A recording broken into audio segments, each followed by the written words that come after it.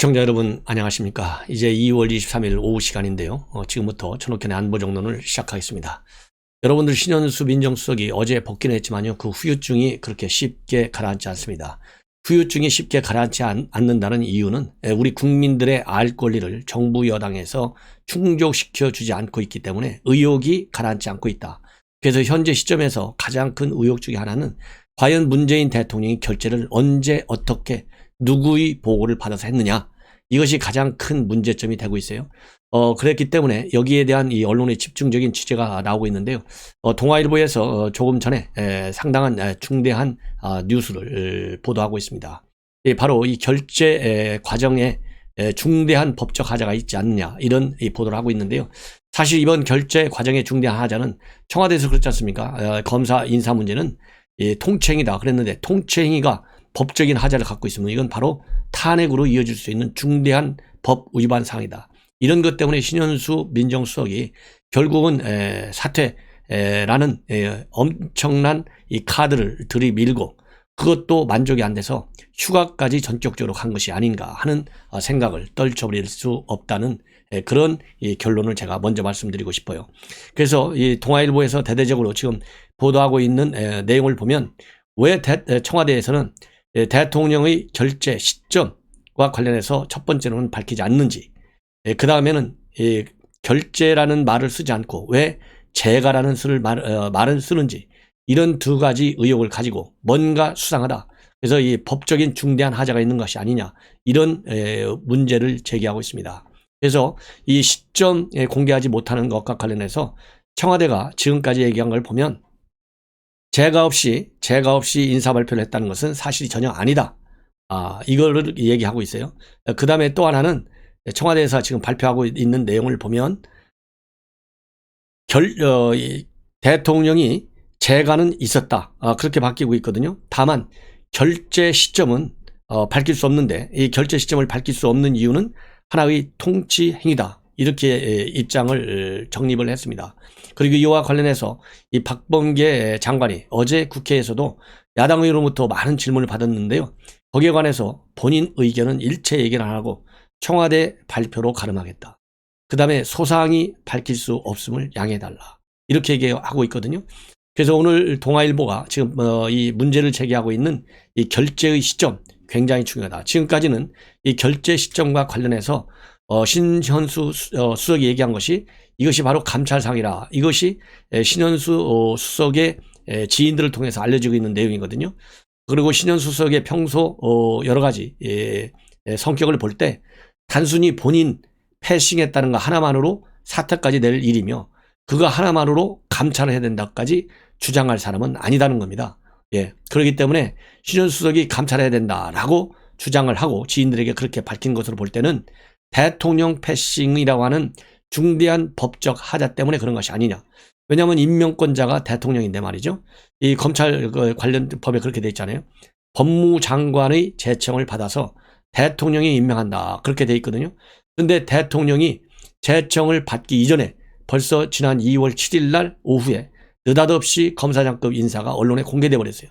그래서 기정사실화를 시킨 겁니다. 그렇기 때문에 중앙일보에서 지금 제기하고 있는 결재 시점에 대한 이 의미는 정치적으로 법률적으로 상당한 중대성을, 엄중성을 띠고 있다. 저도 그렇게 생각합니다. 더군다나 문재인 정권이 들어서서 뭐라고 했습니까? 이 박근혜 대통령의 세월호 7시간, 이게 얼마나 난리가 났어요. 그렇기 때문에 본인이 대통령이 되면 일정을 그야말로 10분 단위로 정확하게 공개하겠다. 그래서 실제로 공개한 사례가 많아요. 예컨대 중요한 것 중에 하나는 2019년도 4월에 우즈베키스탄을 방문할 적에 인사청문회 경과보고서가 채택되지 않았던 이미선과 문영배 헌재 재판관들 후보자 임명 안을 전자 결재를 했어요. 그리고 당시에 2019년 4월 19일 날 윤도한 대통령 국민소통수석 비서관이 이 전자 결재 사실을 전부 공개를 했고 시간까지 밝혔어요. 낮 12시 40분에 재가했다, 이렇게 밝혔거든요. 그렇기 때문에 전자결단을 통해서 결제했다. 그리고 결제 시간은 12시 40분이다. 이렇게까지 밝혔는데, 왜 해필이면 우리 국민들이 그렇게 지금 관심을 갖고 있고 전국에 그야말로 태풍을 몰고 온 이 사안인데, 이러한 사안에 관해서 더 투명하게 발표해야 될 거 아니겠어요?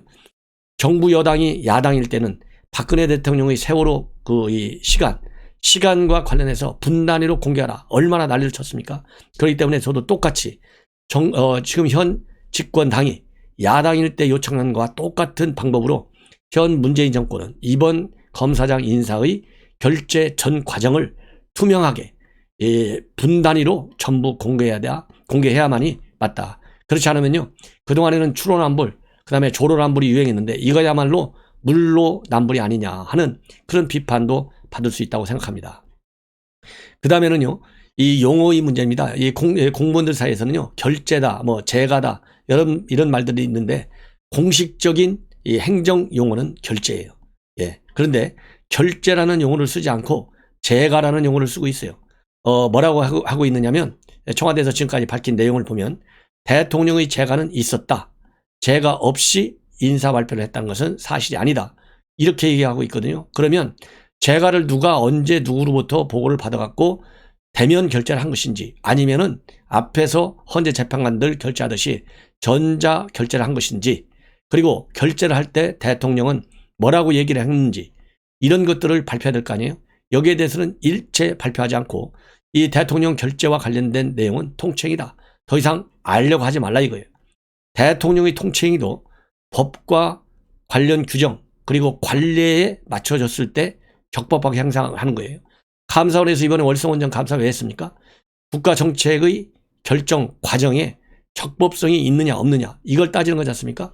적법성을 결여했기 때문에 검찰에 넘겨서 검찰이 지금 수사하고 있잖아요. 그렇기 때문에 지금 법으로 정해져 있는 대통령의 인사권이 적법하게 행사되지 않았다. 그러면은 이것은 불법인 거예요. 지난번에 추미애 장관이 윤석열 총장 징계 결정을 했잖아요. 징계 결정 과정의 절차의 중요성을 문재인 대통령 본인이 강조했지 않습니까? 절차적 정당성과 그 다음에 공정성을 확보해라. 그러면 똑같이 그때 징계와 이번에 검사장 임명 똑같은 인사 문제잖아요. 이 인사 문제가 이 말단 검사의 인사가 아니라 그야말로 대한민국 검사장 최고 높은 사람들이잖아요. 이러한 최고위 검사들 검사장 결재이기 때문에 더더욱이 엄중한 법적 절차를 진행하는 것이 합당한 거 아니에요? 합법적인 것이고. 그런데 이런 거를 통치행위라는 용어 하나를 가지고 전부 두리뭉실하게 넘어가려는 거 시청자 여러분 이해할 수 있어요? 절대 이해할 수 없죠. 그렇기 때문에 이 법적 말하자면 책임을 면하기 위해서 결재라는 용어를 쓰지 않고 두리뭉실한 재가라는 용어를 쓴 것이 아닌가, 이런 의혹도 생길 수밖에 없는 거예요. 그러니까 상당히 비공식적인 용어를 쓰는 겁니다. 그래서 많은 의혹이 제기되고 있고, 그리고 특히 신현수 수석과 가까운 법조계 인사들도 신수석이 이번 검찰 고위 간부 인사 과정을 감찰 사안이라고 생각했다. 그리고 신수석은 본인이 백신 당했다고 감찰을 요구하지는 않을 사람이다. 그렇게 무리한 사람이 아니라는 거죠. 중대한 절차적 법적 하자가 확인됐기 때문에 감찰을 요구했고, 그리고 그걸 가지고 대통령이 내가 패싱을 당해도 결재를 하는구나, 이걸 보고 이것은 법적 하자가 있구나, 이렇게 판단했을 가능성이 상당히 크다. 그것이 저의 해석이기도 합니다. 이러는 상태에서 일단 대통령한테 일임했다, 그렇게 나왔지 않습니까? 그런데 일임했는데도 불구하고 지금 하루가 지났잖아요. 아직까지도 대통령이 이 일임된 사의를 어떻게 지금 행정적으로 처리하고 있는지 하루가 넘도록 발표가 안 나오고 있어요. 이렇게 하루가 넘도록 발표 안 나는 이유 중에 하나가 바로 이러한 법적 문제점을 지금 야권에서 또 언론에서 전옥현의 안보 정론에서 문제 제기를 하기 때문에 이 세월호 7시간하고 비슷하지 않습니까? 그래서 대통령의 법적 책임을 어떻게 하면 면할 것인지 꼼수를 쓰기 위해서 그런 것이 아닌가 하는 생각이 들어요. 그러다 보니까 이 주호영 국민의힘 원내대표가 박범계 장관의 요구대로 우리 편에 서기로 하고 투항한 것이 아닌지 의심스럽다. 사태 파동으로 대통령 리더십이 크게 손상되고 국정불신을 초래한 점에 대한 해명이나 사과 없이 애매하고 어정쩡하게 넘어가려는 것 같다. 진퇴를 머뭇거리다가 망신당한 사람들이 많이 봤다. 사람들을. 모든 공직자는 헌법과 국민에 충성하면서 불의와 불법 방직에 직을 걸어야 된다 할 때 모든 공직자 중에는 저는 대통령도 포함된다, 이렇게 봅니다. 그리고 신현수 수석과 김기현 국민의힘 의원이 서울법대 동기이고 동창이고 이 국회의원이 되고 나서도 종종 연락을 주고받는 가까운 사이다. 이렇게 알려지고 있고요. 이 김기현 의원이 오늘 언론과의 인터뷰를 통해서 이러한 내용을 밝혔어요. 그래서 신현수 수석의 여러 가지 성격을 볼 때 국정 난막상을 바로 잡아야겠다는 의지가 굉장히 크게 있었던 것 같은데 그게 잘 안 됐다. 왜? 강력한 친노, 친문, 강성 운동권 그룹들의 압력이나 과도한 행포에 견디기가 굉장히 어렸을 것이다. 그렇게 지금 평가를 하고 있고, 이 평소에 신현수 수석의 성격으로 볼 때 이러한 친문, 그 다음에 친노, 강성 운동권 사람들과 생각이 같을 리는 없을 것이다. 이런 해석을 하고 있습니다. 그러면서 이 동구들 사이에서도 매우 신망이 두터운 사람이고 어떤 정치인이 되겠다는 야망을 가진 사람은 절대 아니다. 절대 아니다. 그러면서 이번에 어정쩡하게 봉합해 놓은 상태인데 결국 또다시 터져나올 휴화선 정도의 수준이다. 2달도 채 되지 않아서 그만둬버리면 대통령이 직접 타격을 받을 그런 사정 때문에 임시 봉합한 것이다. 그러면서 도대체 구중 궁궐에서 일어난 권력 암투가 우리 국민들 모르는 사이에서 어떻게 되는지 알 수가 없다. 이게 무슨 조선시대 사극 드라마를 보는 것도 아니지 않느냐. 이렇게 비판을 하고 있고요. 인사에 관해서 배경을 설명하고 그 과정에 대해서 의문이 생기면 해명을 하는 것이 당연한 의무이지 대통령이 왕이냐. 이렇게 하면서 대통령의 책임론을 지금 거론하고 나섰습니다. 자, 이번에는 여러분들 언론에 종종 나오는 석동현 전 동부지검 검사장 이성윤이를 밑에 데리고 있다가 그 당시 검사 성추행 사건 때문에 사표 내고 나왔다가 이번에 국민의힘의 초대 공수장 후보로 추천받은 석동현 검사장이 이번 신현수 사태를 두고 페이북에 올린 글이 지금 언론에 보도되고 있습니다. 이번 사태로 인해서 새로운 개미구멍 하나가 결국은 생기게 됐다. 이 개미구멍, 큰 둑도 개미구멍으로 시작해서 무너지게 된다. 이렇게 보고 있고요. 해석하면서 이번에 박범계 법무를 앞세운 여당 강성파의 정권 반탁용 인사 그리고 검찰 해제 작전이 일부라도 저지된 것은 천만다행이다. 신현수 민정수석이 사실상 대통령에 맞서는 결기를 보이고 윤석열 총장 인사 관련 요구한 사항 중 한 가지라도 관철된 것은 그나마 다행이다. 그러면서요. 4년 내내 계속된 문정권과 586 주도 세력들의 무법천지 독주가 청와대 내부 핵심 수석의 담대한 반발에 의해 차단된 첫 사례라는 점에서 의미가 있다. 이렇게 평가하고 있습니다. 그 일로 인해서 문정권은 결코 간단치 않은 내상을 입었고 어제 새로운 개미구멍 하나가 만들어진 것이고 앞으로도 계속 생길 것이다. 그래서 앞으로 제2, 제3의 이런 사단이 벌어질 가능성을 제기하고 있는데요. 제가 말씀드린 대로 이번 서울시장 선거에서 또 이 부산시장 선거에서 야권이 이기게 될 경우에는 공익제보 성격의 폭로가 계속 이어질 가능성이 커진다. 이렇게 저는 보고 있습니다. 자, 그 다음에는요. 최강욱 여러분들 신조국의 핵심 인사죠. 조국 아들한테 가짜 인턴 증명서를 떼어줘가지고 지난번 1심에서 유죄 판결을 받은 사람입니다. 이 최강욱이가 오늘 또다시 서울중앙지법 성백현 원로 폭간으로부터 유죄 판결을 받았어요. 뭐냐면 이 작년 선거 때 민주당 열린민주당 비례대표로 해서 당선이 됐잖아요. 당선되니까 문재인 대통령이 축하 전화를 걸어왔다. 그래서 7분 정도 통화했다. 이렇게 열린민주당이 발표했어요. 이런 발표와 관련해서 어느 모 일간지 기자가 그거 사실 아니다. 문 대통령이 전화 걸어온 게 아니고 이 최강욱이가 먼저 전화를 요청해서 전화가 온 것이다. 이렇게 했더니 이 기자가 가짜뉴스였다. 허위사실 유포했다. 이래서 손해배상 소송 제기를 했는데요. 오늘 이 성백현 원로 복관 원고 패소 판결을 내렸습니다. 그리고 소송 비용은 원고가 전부 다 부담하라 이렇게 내렸어요. 이걸 보면 역시 최강욱이는 국회의원 되지 못할 국회의원 될 만한 자질이 부족한 사람이 되다 보니까 이렇게 좌충우돌하고 있는 상황에 처해 있다. 이렇게 저는 생각이 됩니다.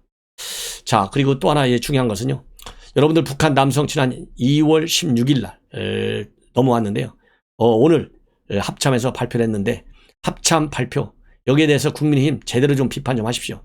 지금 합참 발표 내용을 보면 이 해엄 기수는 했는데 여러 가지 제가도 말씀을 드렸잖아요. 이 해필이면 말하면 보강 조치를 하지 않은 배수구 48개 중에 1개를 어떻게 찾아갖고 왔으며 해류는 북쪽으로 흘러갔는데 6시간이나 어떻게 수온이 8도나 되는데 6시간 동안 수영을 계속했다는 것이냐. 그리고 수중 또 이 추진기까지 달고 왔다. 오리발도 있었다. 잠수복도 있었다. 특수요원이 아닌가 저는 문제 제기를 하고 있습니다. 그런데 오늘 발표된 내용을 보면요. CCTV에 무려 10번 포착이 됐어요. 그리고 경고음이 2번이나 울렸어요. 그럼에도 불구하고 놓쳤어요. 이걸 어떻게 생각하십니까? 그리고 또 이 담당 이 부대인 22사단장은 북한 남성이 포착된 지 30분이 지나서야 보고를 받는 어처구니 없는 일이 벌어졌습니다. 자, 이 정도가 됐는데요. 오늘 합참 발표 일주일 내내 조사한 결과가 주로 우리의 대응 태세에 허점이 뭐였느냐 여기에만 초점을 맞추고 있지 이 남성은 과연 대남 특수요원으로 보낸 사람인지 아니면은 정말 평범한 북한 주민인지 아니면 북한 선원인지 북한 현역 군인인지 신병에 관해서는 일체 언급이 없어요. 이거를 국민의힘 측에서는 국회의원들 뭐하고 있어요? 이걸 가지고 국방부에 집중적으로 질문해야죠. 서면 구두로 질문해서 이 남성의 신원사항에 관해서 집중적인 정체성을 밝히는 것이 저는 국민의힘이 해야 될 일이다. 이렇게 보고 있고요. 이렇게 경계망이 툭 떨렸는데도 불구하고 지금 해경에서는 말이죠. 우리 군에서는 국방부에서는 군 해안 경계 임무를 해경에다가 넘기려고 한다고 합니다. 그래서 로드맵을 만들고 있대요. 이거 기가 막힌 거 아니에요? 군이 제대로 지금 못한 경우가 한두 번이 아니잖아요. 그런데 이걸 경찰에다 넘긴다? 누가 만세 부르겠어요? 김정은이한테 만세 부르는 거예요. 김정은이 만세 부르는 조치만 취하고 있는 그러니까 우리의 대북 안보 태세를 의도적으로 무너뜨리는 이 문재인 정권의 이 실정 이러니까 미국 지금 정부가 난리가 난 거예요. 미국 정부가 이 바이든 행정부가 문재인 정권 신뢰할 수 없다 이런 비판을 하는 겁니다. 정말 큰일 났어요.